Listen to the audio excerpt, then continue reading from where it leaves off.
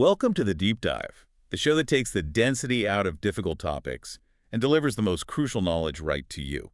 Today, we are undertaking a rapid, comprehensive deep dive into the absolute foundation of human anatomy. That's right. So if you're prepping for your first big exam, this is your high-yield study session, our mission, to master the essential language and concepts that explain how the human body is built and, how it all works. It all starts with two absolutely indispensable definitions. First, you've got anatomy. Which is the study of structure, right? Yeah. The physical relationships between body parts, just pure observation. Exactly. And then second, there's physiology. And that's the study of function. And here's the absolute core idea of our whole discussion today. What's that? Function can only, and I mean only, be explained in terms of the underlying anatomy. Structure determines function, period. And that's not just a theory, it's physical. The source material had a really great example with the nasal cavity. Oh, it's a perfect case study. You might think it's just a tube for air, but the bones inside are structured in these really complex curving shapes. And those shapes cause turbulence, forcing the air you breathe to just swirl around. Right, and that swirling matters.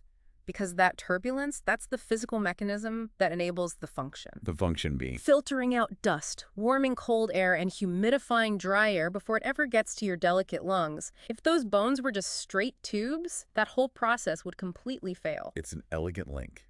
And that's what we're going to be tracing today, from the smallest units all the way up to the entire organism. Okay, so let's unpack this journey, starting with scale. Anatomy is, well, it's traditionally broken down by the tools you need to see it. So we start small. We start very small, with microscopic anatomy, sometimes called fine anatomy. This is basically anything you need magnification to see. And in that tiny world, we find two pillars of biology. First is cytology. Yep, the intense study of individual cells. And you have to remember, cells are the smallest functional units of life. Everything we're going to talk about, energy, signals, it all happens right there. And if you zoom out just a little bit from there, then you get histology, which is a study of tissues. And a tissue isn't just a random clump of cells. It's a group of specialized cells and their products all working together. And the text mentions four basic types: epithelial, connective, muscle, and neural. That's it. Tissues are really that first step toward complexity. So once those tissues combine, we're in the world of gross anatomy, macroscopic anatomy. Stuff you can see with the naked eye. Exactly. And it's important for you, the learner, to know the three ways we usually approach this. First up is surface anatomy. Which is just what it sounds like. General form, superficial markings, what a physical therapist might look at. Then there's regional anatomy. Right. That's more for, say, advanced dissection courses. You focus intensely on every single structure in one area, like the head and neck. It forces you to understand spatial relationships. But the standard approach, and the one our source uses, is systemic anatomy, which organizes the body by major organ systems. You study the entire skeletal system, head to toe, then the muscular system, and so on. Okay, so moving beyond those basic scales, we get into some really critical specialties, especially for, future clinicians. Definitely. Take developmental anatomy. It tracks changes from conception all the way to physical maturity. And a huge part of that is embryology. The first 2 months. The first 2 months of life. And clinically, this is so important because most serious structural abnormalities, birth defects, they're actually rooted in errors that happen in those first 60 days. That's fascinating. And for a broader view, there's comparative anatomy, which looks at different animal types. It's just a reminder that, the human body plan isn't totally unique. All vertebrates share a basic blueprint, like having a spinal column made of vertebrae. And now we get to where this becomes immediately applicable. The clinical stuff. Clinical anatomy. That's where you focus on how structures change because of illness or injury. And then there's surgical anatomy. Right, which is mastering the anatomical landmarks you need to perform surgery safely.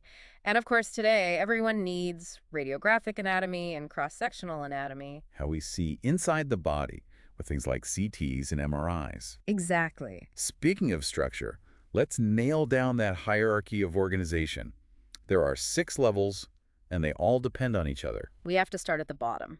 The chemical or molecular level. We're talking atoms, hydrogen, oxygen, carbon, and nitrogen.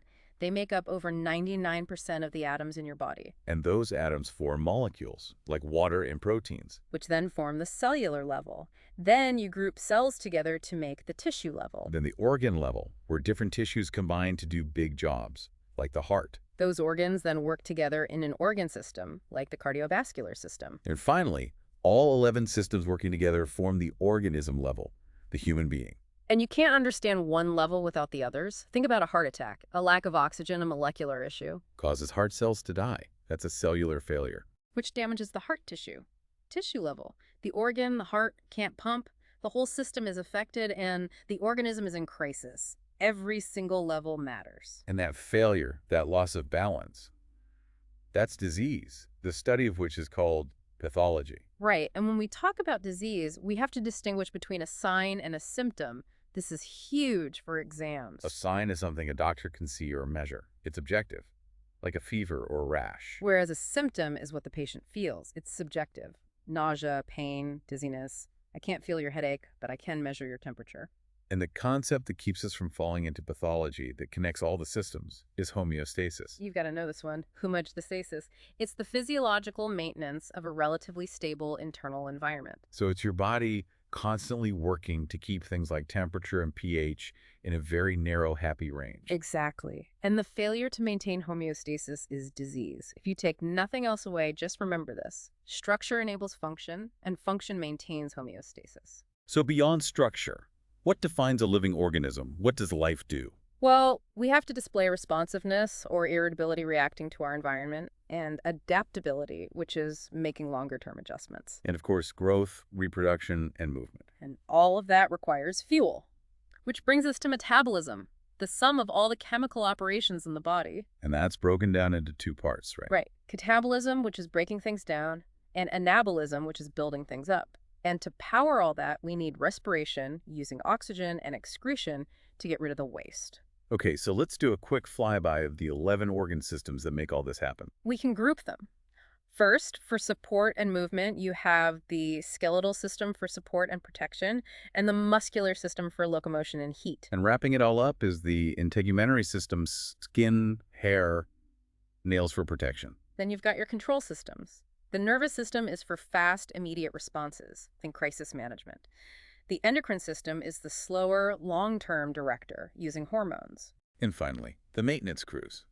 Cardiovascular, respiratory, digestive, urinary. Lymphatic for defense, and the reproductive system. The key isn't to just memorize the list. It's to get that they all have to work in perfect harmony to maintain that stability, that homeostasis. And to study this machine, we absolutely need a precise, common vocabulary. The language of anatomy. Precision is everything.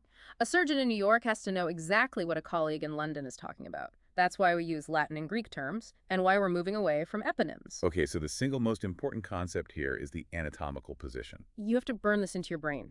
Standing up, legs together, feet flat, hand is at the sides. And palms facing forward. Palms forward, always. If you're lying face up, you're supine. Face down, you're prone. And we use regional terms to be specific, like brachial means arm. And antebrachial is forearm. Crural is the leg. Gluteal is the buttock. It removes all ambiguity. We also map the abdominopelvic surface in two ways. Clinically, doctors use 4 simple abdominopelvic quadrants. Right upper, right lower, and left lower. And this has immediate value. If a patient has sharp pain in the right lower quadrant, You're thinking appendicitis. your mind immediately goes to appendicitis. It's a classic sign. But for more detailed study, we use the 9 abdominopelvic regions. Right. And we also rely on directional terms. And these always come in pairs. Anterior is front, posterior is back. Superior is toward the head, inferior is toward the feet. And medial is toward the midline, while lateral is away from the midline. Mastering these pairs is absolutely essential. Because you need them to visualize things in 3D. Which brings us to sectional anatomy. We're talking slices or planes. Yep. There are 3 you have to know. First is the transverse plane, also called a cross-section. Like slicing a loaf of bread horizontally, it separates top from bottom. Exactly. Then there's the frontal plane, or coronal. That separates front from back. And finally, the sagittal plane, which divides right from left. If it's dead-centered, it's a mid-sagittal section. And if it's off-center, it's parasagittal. Now let's go inside the body, into the protective chambers called body cavities. The main one is the ventral body cavity, or column. It protects our internal organs, the viscera, but it also lets them change size and shape. And the big muscle that separates this cavity is the diaphragm. It creates a physical barrier. Above it, you have the thoracic cavity. Below it, the abdominopelvic cavity. In the thoracic cavity, we've got the two pleural cavities, one for each lung. They're lined by the pleura. And in the middle, you have the mediastinum. And nestled in there is the pericardial cavity, which surrounds the heart. And the source uses that great analogy. The heart is like a fist pushing into a balloon. It's the perfect way to picture it. The balloon is the pericardium.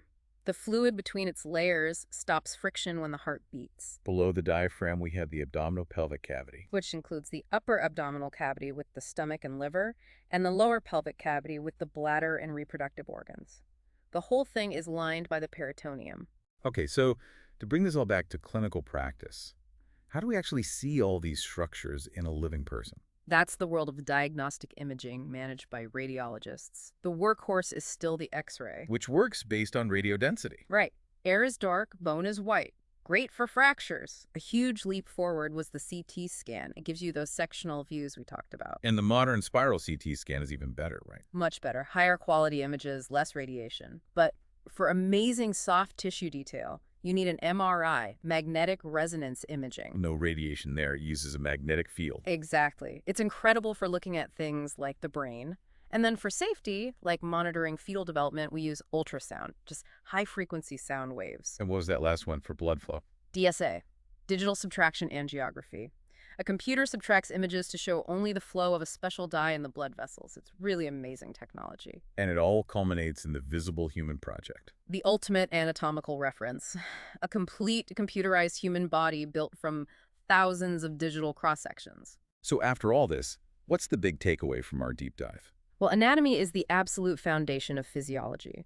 The body operates across 6 interconnected levels, and its survival depends on maintaining that balance, that homeostasis. And for you, the learner, mastery really hinges on integration. It does. You have to take the definitions, the landmarks, the directional terms, and the images from a CT scan and put them all together in your mind. The real challenge and the real goal is developing a true three-dimensional visualization of how all these structures relate and interact. That journey from a 2D drawing to a 3D understanding, that's the key. Thank you for sharing your sources with us for this deep dive. We wish you the best as you continue your studies.